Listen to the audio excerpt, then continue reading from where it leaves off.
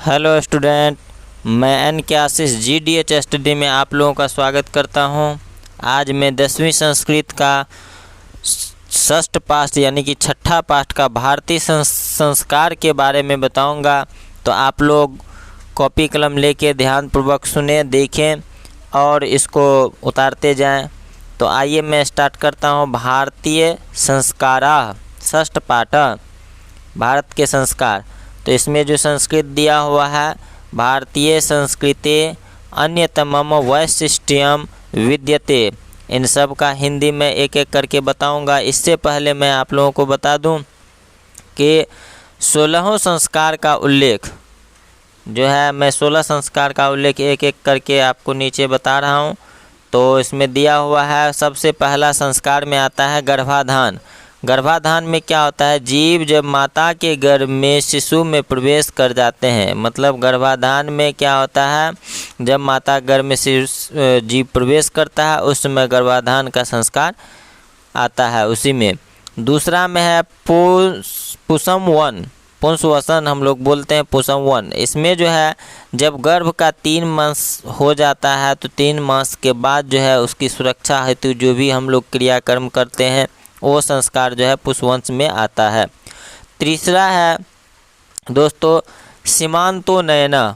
सीमांतोन्नयन में जो है भूत प्रेत से बचने के लिए संस्कार होता है। इसमें जो कुछ कार्यक्रम होता है पंडितों के द्वारा ये सब किया जाता है, जो कि गर्भाधान के कुछ दिन के बाद ऐसा होता है।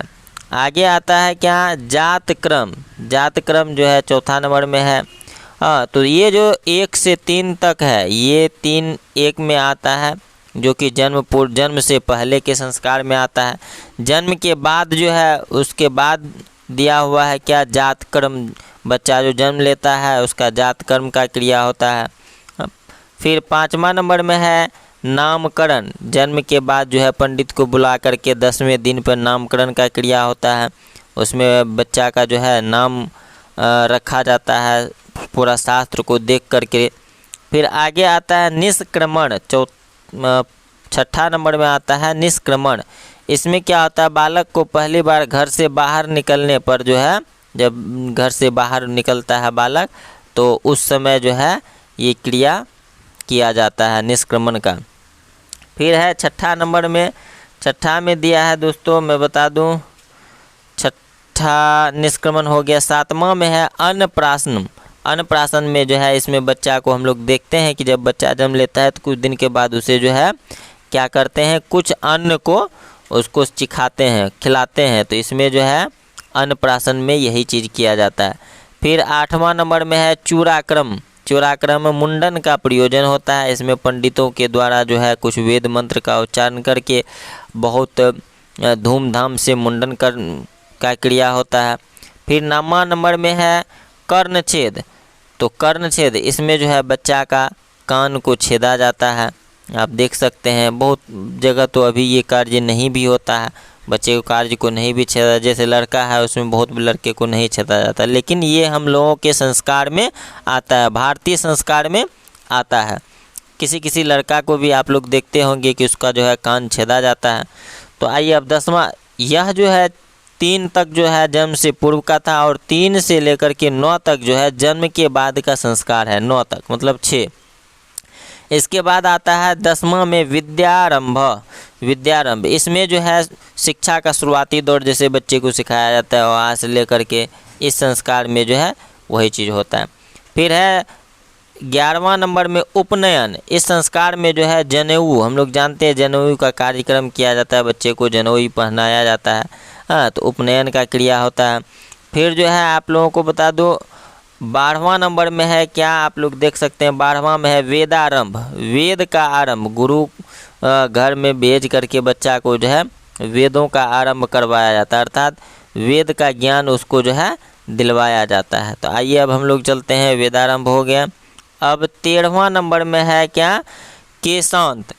हाँ, तो 13वां नंबर में जो है हम लोग जान चुके हैं संस्कार 16 होते हैं। 16 संस्कार में 13वां नंबर का है केशांत। इसमें जो है बच्चा का बाल कटवा दिया जाता है, दाढ़ी मोछ आया है तो उसे बनवा दिया जाता है। अभी तो धरल ले जा कर के सब कोई कटा लेता है, मतलब दाढ़ी मोछ छिला लेता है, लेकिन पहले जो था ये हमारे संस्कार के अनुसार किए जाते थे।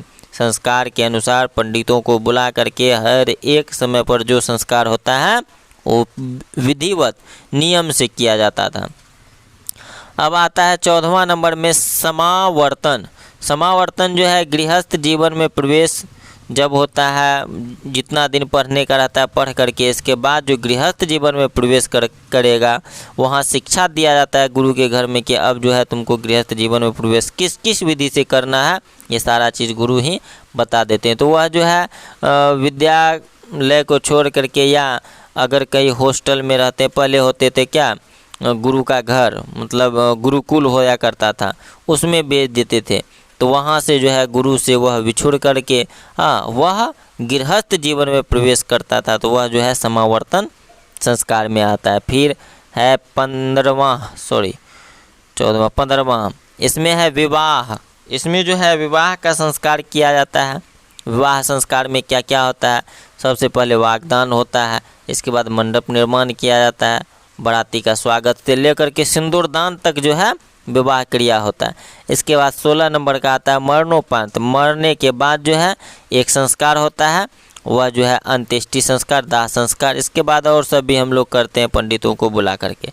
तो ये टोटल हमारे जीवन का संस्कार में जो है 16 संस्कार में से ही टोटल संस्कार आते हैं। तो अब हम लोग इसको विस्तार से पढ़ेंगे। अभी तक जो है शॉर्टकट में मैं बताया था, आइए अब विस्तार से इसका हिंदी हम लोग संस्कृत जो दिया हुआ उसका हिंदी जानते हैं। इसमें दिया भारतीय जीवन में प्राचीन काल से ही संस्कारों के महत्व को धारण किए हैं।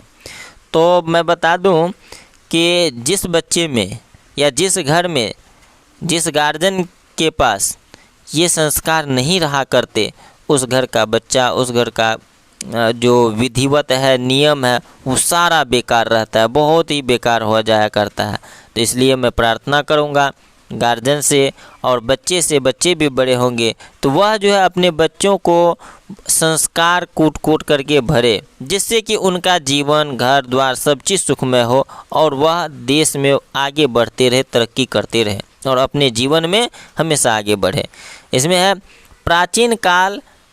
प्राचीन संस्कृति का ज्ञान संस्कार से होता है। यहाँ ऋषियों की कल्पना की थी कि जीवन के सभी मुख्य अवसरों पर वेद मंत्रों का पाठ, बड़े लोगों के आशीर्वाद, हवन और परिवार के सदस्यों का सम्मेलन होना चाहिए।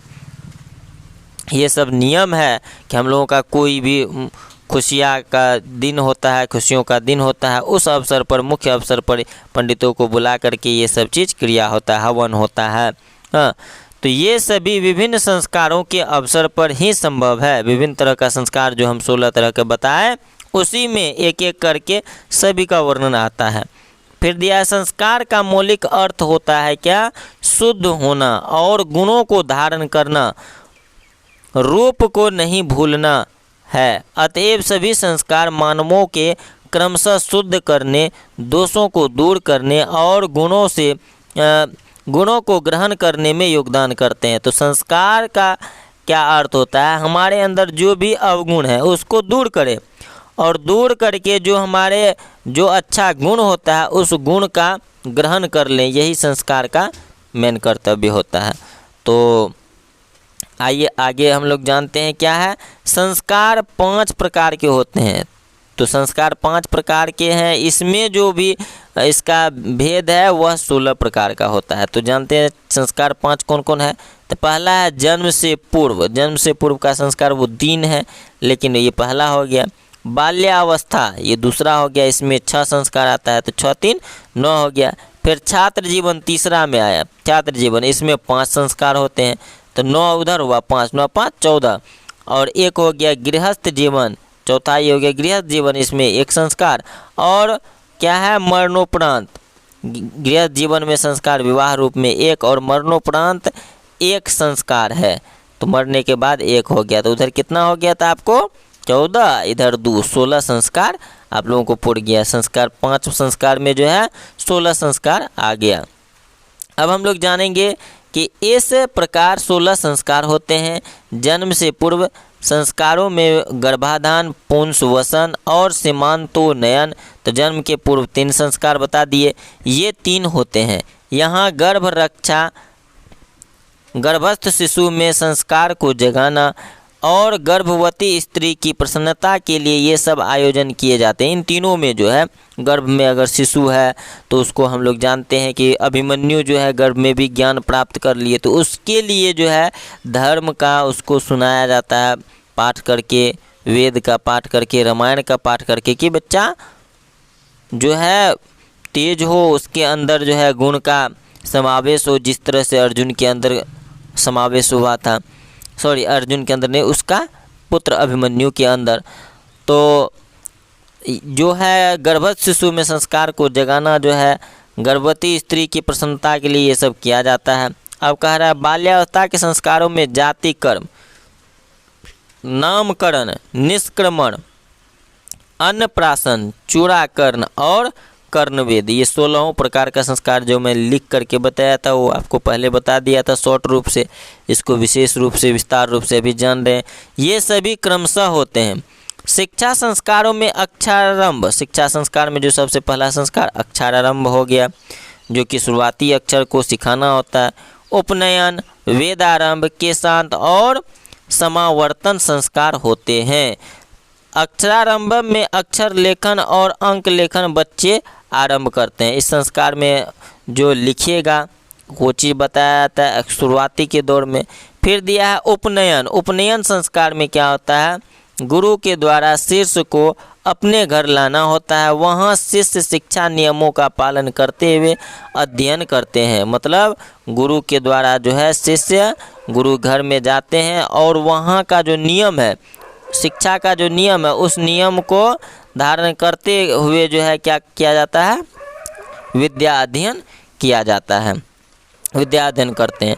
तो ये सभी नियम ब्रह्मचर्य व्रत में समाहित होते हैं। ब्रह्मचर्य व्रत में ये नियम समाहित आता है। प्राचीन काल में शिष्य ब्रह्मचारी कहलाते थे। गुरु गृह में ही शिष्य वेदारंभ करते थे। वेदों का महत्व प्राचीन शिक्षा में श्रेष्ठ माना जाता है था। केशांत संस्कार में गुरु गृह में ही शिष्य का प्रथम मुंडन होता था। इसमें गोदान मुख्य कर्म होता था। अतः साहित्य ग्रंथों में इसका दूसरा नाम गोदान संस्कार भी मिलता है। तो मतलब गोदान संस्कार ये सब जो है ना गुरु गृह में ही करा दिए जाते थे, तो इसलिए इसका जो है नाम गोदान संस्कार भी आता है। फिर है समावर्तन संस्कार का उद्देश्य गुरु का शिष्य घर से अलग होकर गृहस्थ जीवन में प्रवेश करना होता है। समावर्तन संस्कार में ये भी मैं बता दिया हूँ शॉर्ट में। शिक्षा की समाप्ति पर गुरु शिष्यों को उपदेश देकर घर भेजते थे। उपदेशों में प्रायः जीवन के कर्तव्यों को बताया जाता था, जैसे सत्य बोलो, धर्माचरण करो, स्वाध्याय में प्रमाद मत करो इत्यादि। ये सब चीज़ जो है छात्रों को बताया जाता था जब वह गुरु के घर से अपने घर गृहस्थ जीवन में प्रवेश करते थे।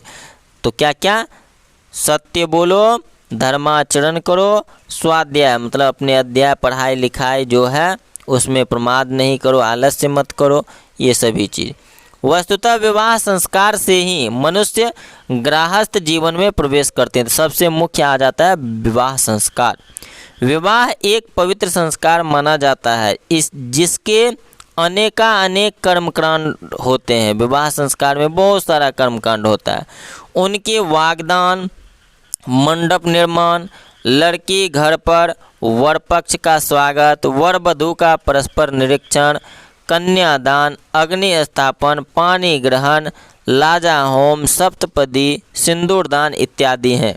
ये गृहस्थ जीवन में जो है इतने सारे संस्कार बताए जाते हैं। इन सभी चीज़ों का कार्य किया जाता है। तो हम लोग जानते हैं शादी से पहले हम लोग जाते हैं लड़का देखने या लड़की देखने, तो और वहाँ पर छेका होता है, जो हम लोगों का रीति रिवाज है सामाजिक, उसमें छेका होता है, लड़का का भी छेका, लड़की का भी छेका, बहुत सारा क्रिया होता है। तो इसको जो है विवाह संस्कार में हम लोग जानते हैं वागदान के रूप में आ जाता है। तो इन सभी संस्कारों का समावेश है।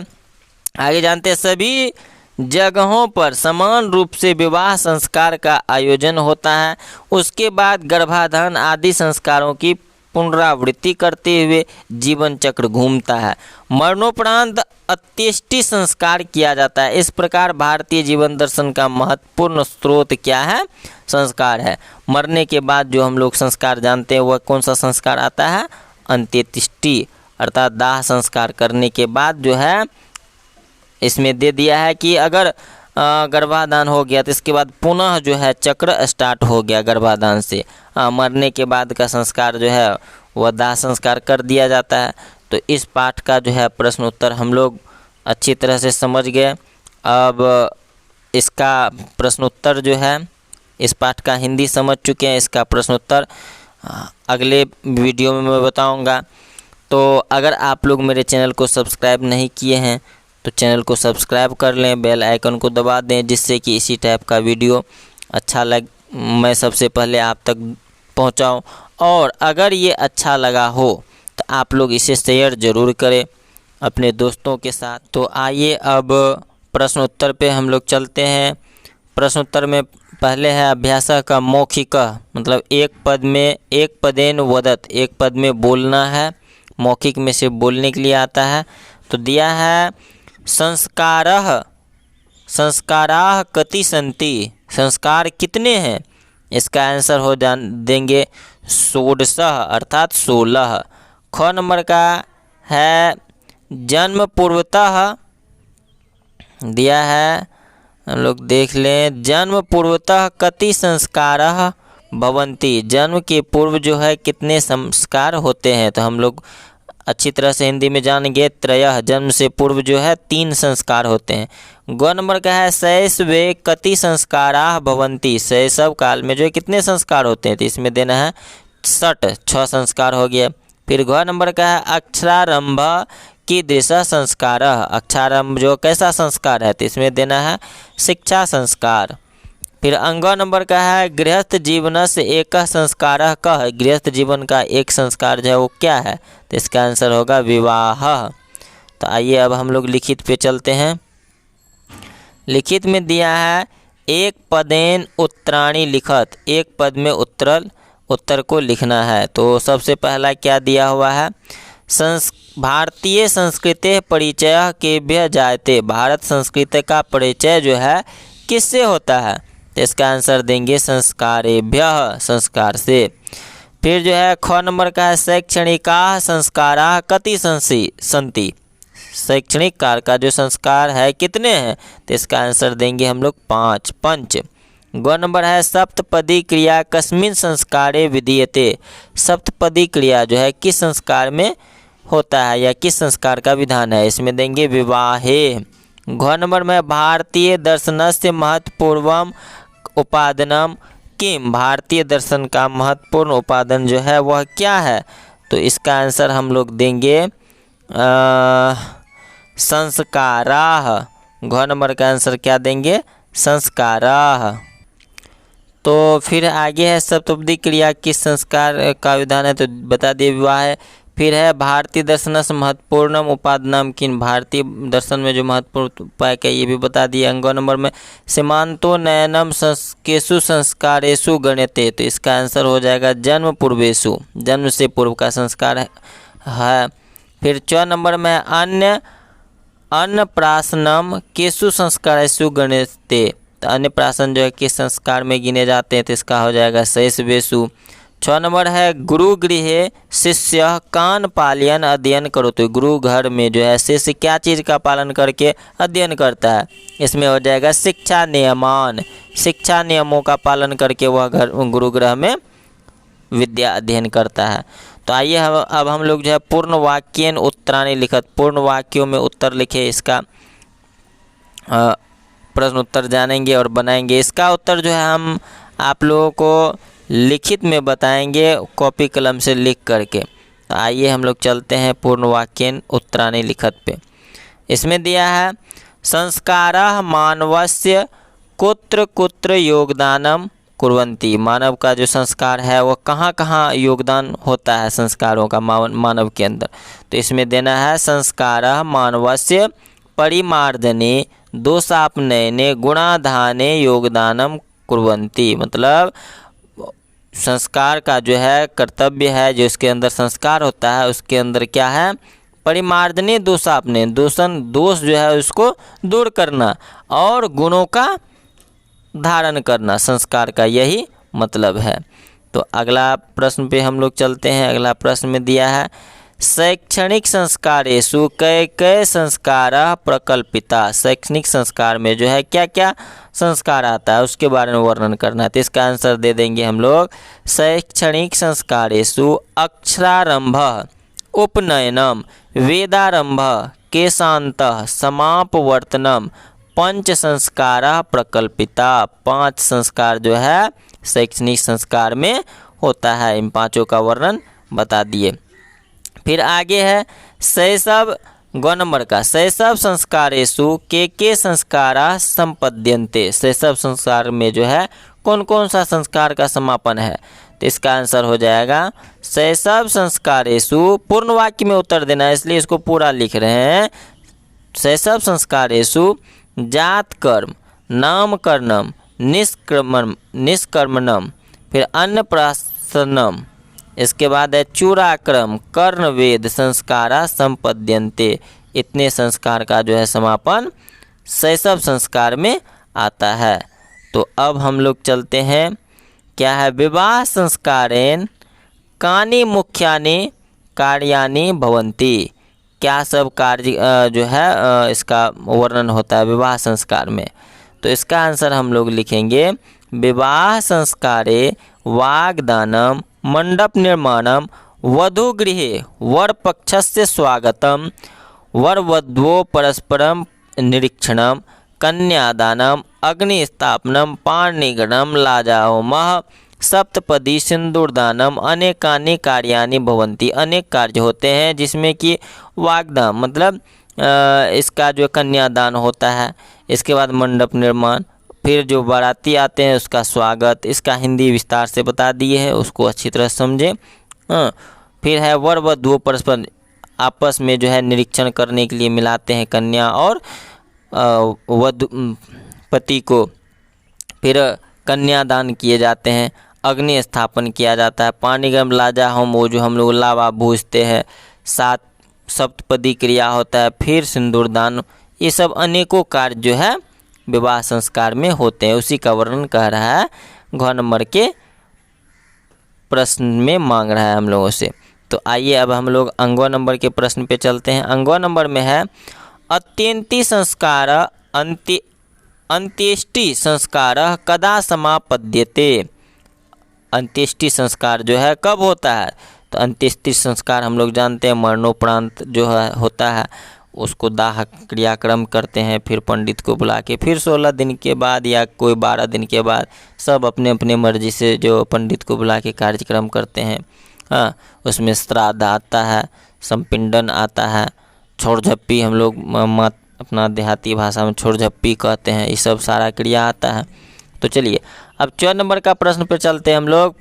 पुंसवसन संस्कार कदा क्रियते।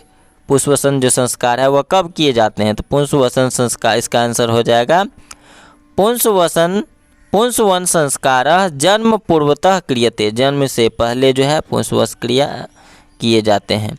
फिर आगे क्या है पुरा शिष्य वेदारंभ कुत्र करोति। पुरा पहले के समय में जो है शिष्य गुरु मतलब शिक्षा का आरंभ, शिक्षा सीखने का काम वेद का शिक्षा ग्रहण करना कहाँ करते थे।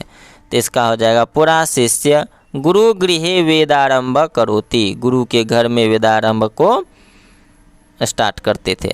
अब चलिए हम लोग चलते हैं अगले प्रश्न पे। अगला है अधोलिखितम उदाहरणम ध्यानेन पठत ततः प्रदत्त पदेः डैश कृत्वा करोति कुर्वन्ति प्रयोगपूर्वकम च एकैकं वाक्यम रचत। एक एक वाक्य रचना है कृत्वा करोति और कुर्वन्ति दे करके। हाँ, तो अब हम लोग इसका वाक्य रचते हैं। क्या क्या दिया हुआ है एक एक करके देखते हैं। पहला दिया है क्या अग्नि स्थापनम। तो इसका वाक्य लिख देंगे जनाः अग्नि स्थापनम कुर्वन्ति। फिर दिया अक्षर लेखनम। त्वम अक्षर लेखनम कृत्वा सुप्तसि। फिर पानी ग्रहणम, इसमें देना है वरम वरह पानी ग्रहण कुर्वन्ति। फिर दिया हुआ है निरीक्षणम, इसका देंगे त्वम किम निरीक्षणम कृत्वा गच्छसि। फिर गोदानम, इसका हो जाएगा ब्राह्मणम गोदानम कृत्वा भोजनम करोति। इसमें दो चीज़ छोड़ दिए हैं, कृत्वा देना है और भोजनम देना है। फिर दिया है उपनयनम, सह उपनयनम कृत्वा गृहम गच्छति। फिर वाग्दानम, जनाः वाग्दानम कृत्वा विवाह कुर्वन्ति। तो आइए अब अगले प्रश्न पे हम लोग चलते हैं, चौथा प्रश्न पे। चौथा प्रश्न क्या है? तो चौथा प्रश्न है अधोलिखित स्तंभ द्वये प्रदत्त पदानाम समुचित विलोम पदे सह सम्मेलन कृत्वा लिखत। मतलब विलोम पद जो है उसको मिला करके लिखना है। तो आप लोगों को मैं बता दूं, अ नंबर का आंसर हो जाएगा ख का। अ का आंसर क्या हो जाएगा? ख। फिर इसके बाद क्या है? आ, प्रसन्नता का आंसर हो जाएगा क। हर्षई संस्कारः का आंसर अंग हो जाएगा, जिसमें है कुसंस्कारः। उपनयनम का आंसर हो जाएगा, उपनयनम का आंसर हो जाएगा ग। आनयनम। स्मृतीय का हो जाएगा कुसंस्काराः। फिर वरिष्ठा नाम का हो जाएगा गुणापनयनम, सॉरी वरिष्ठा नाम का हो जाएगा छ का आंसर कनिष्ठा नाम। री का हो जाएगा गुणाधनम का आंसर हो जाएगा च का गुणापनयनम। तो इस प्रकार सुमेलनकरण हो गया। अब अगला प्रश्न पे हम लोग चलते हैं। अगला प्रश्न क्या है? 5 नंबर में है निम्नांकित प्रकृति प्रत्ययानाम योगम कृत्वा पदानि प्रदर्शयत। प्रकृति प्रत्यय को जोड़ करके जो है शब्द बना करके दिखाना है। तो परि मृज जोड़, परि जोड़ मृज जोड़ अणिच जोड़ ल्यूट, यह ल्यूट प्रत्यय से है तो इसका हो जाएगा परिमर्दनम। फिर आगे है शिशु जोड़ अण, इसका हो जाएगा शैशवः। ग नंबर प्र जोड़ अस जोड़ ल्यूट, इसका हो जाएगा प्रसन्नम। फिर घ नंबर में लिख जोड़ ल्यूट, इसका हो जाएगा लेखनम। अंग नंबर का क्रम जोड़ क्षत्रि, इसका आंसर हो जाएगा क्रमशः। तो इस प्रकार 10 का जो है छठा पाठ का संस्कारः का जो है प्रश्नोत्तर हम लोग जान गए। और अगर आप लोगों को वीडियो अच्छा लगा हो तो इसे लाइक ज़रूर करें, शेयर ज़रूर करें, और चैनल पर अगर नए हैं तो चैनल को सब्सक्राइब ज़रूर कर लें, ताकि इसी तरह का वीडियो आप लोगों को अगर चाहिए तो वह सबसे पहले मिले और आप लोग इसको देख कर के सीख कर के अपने एग्ज़ाम में अच्छा अंक ला पाओ। तो अब अगले वीडियो में मिलते हैं, तब तक के लिए धन्यवाद। जय हिंद।